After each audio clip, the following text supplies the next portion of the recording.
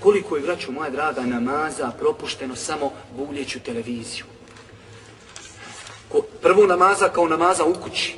Koliko je onda namaza propušteno u džematu, to su oni malo bolji muslimani, on klanja, ali klanja kod kući. On kad je utakmica nema vezi sačeka dok ispucaju penali, pa će ja poslije klanjati. To što hođa zove i muezin uči klanjati nema veze, vas noćas je.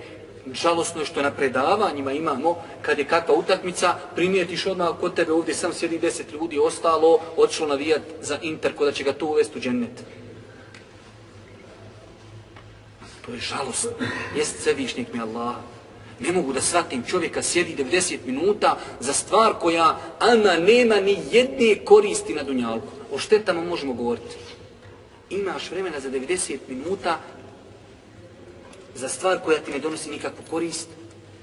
Onaj insan koji danas u ovom turbo životu ima vremena 90 minuta da ih baci, njega treba odmah po mom nekom mesebu tokmakom zviznut u glavu, nek ne živi, nek se ne muči više. Ljudi, čovječe, trče da mogu našili bi 24 sata za 24 da dan postane 48 sati. Ti imaš vremena za utakmicu. Šočuraj, zikri, uči, obilazi rodbinu, budi na sećdi, spavaj bolan bolje ti, naspavaj se, nakuće ti oči, oteć, pogotovo ako gledaš one stare televizije što zrači.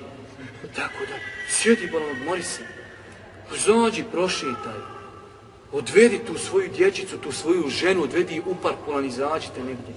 Hajde je to jednom godišnji 90 minuta, pa možda bi se neko i potpisao da rekne more, hajde 90 godišnji.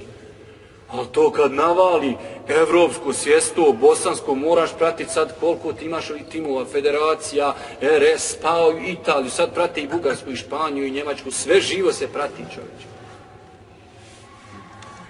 Musliman nema vremena za to. Muslimansko vrijeme je skuplji, njegov život je skuplji, njegov džennet je skuplji. Znači, ibadetske, koliko je nagrada umanjeno od postača koji gledaju televiziju.